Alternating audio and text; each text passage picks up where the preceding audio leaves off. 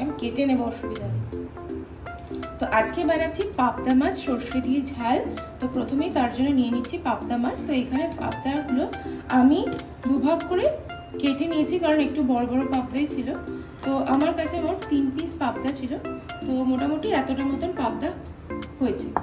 তো প্রথমে আমি এটাকে সামান্য নুন আর অল্প একটু হলুদ দিয়ে দিচ্ছি, দিয়ে এটা আমি ম্যারিনেট করে রাখবো প্রায় 5 মিনিট মতো।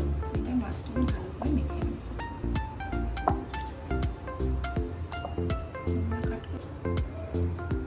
তো মাছটা আমার এখানে মাখানো হয়ে গেছে, নুন আর হলুদ দিয়ে আমি মাখিয়ে নিয়েছি। এবার 5 থেকে 10 মিনিট মতন আমি এটাকে রেখে দেব। তো কড়াই বসিয়ে দিয়েছি, কড়াই গরম হয়ে গেছে, এবারে দিয়ে দেবো সরষের তেল।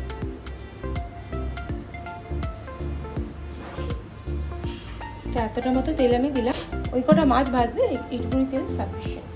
তেলটা গরম হোক, তারপরে ফিরে আসছি। তো সর্ষে পাবদা বানানোর জন্য প্রথমে আমি নিয়ে নিচ্ছি 1 টেবিল স্পুন মতন সর্ষে। তো এত গরমে একটু অল্প সর্ষে দিয়ে বানাবো। আর নিয়ে নিচ্ছি 1 চামচ মতন পোস্ত। পোস্তর পরিমাণটা একটু বেশি দিলে ভালো হয়, আর আমি খুব বেশি দিচ্ছি না, অল্প পোস্ত দিচ্ছি। আর এখানে নিয়ে নেবো 3টে কাঁচা লঙ্কা, 3-4টে কাঁচা লঙ্কা মতন, এটা একসাথে বেটে নেব। তো প্রথমে এটা আমি ধুয়ে নিই, তারপরে ফিরে আসছি। তো প্রথমেই আমি এটা শিলে বাটছি। এর মধ্যে রয়েছে সর্ষে, পোস্ত, নুন আর কয়েকটা কাঁচা লঙ্কা। তো এটা মিক্সিতেও তোমরা করতে পারো, বাট আমি এখানে অল্প কোয়ান্টিটি করছি, তো যে কারণে আমি শিলেই বেটে নিচ্ছি। তো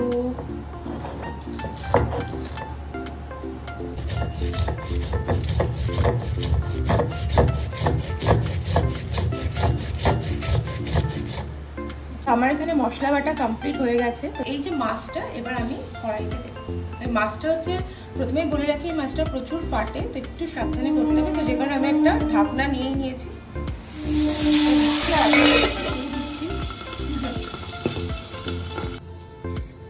তো এই যে আমি এখানে সর্ষে আর পোস্ত পেস্টটা করে নিয়েছি, মানে আমি শিলেই বেটেছি এটা, খুব সুন্দর পেস্ট হয়েছে।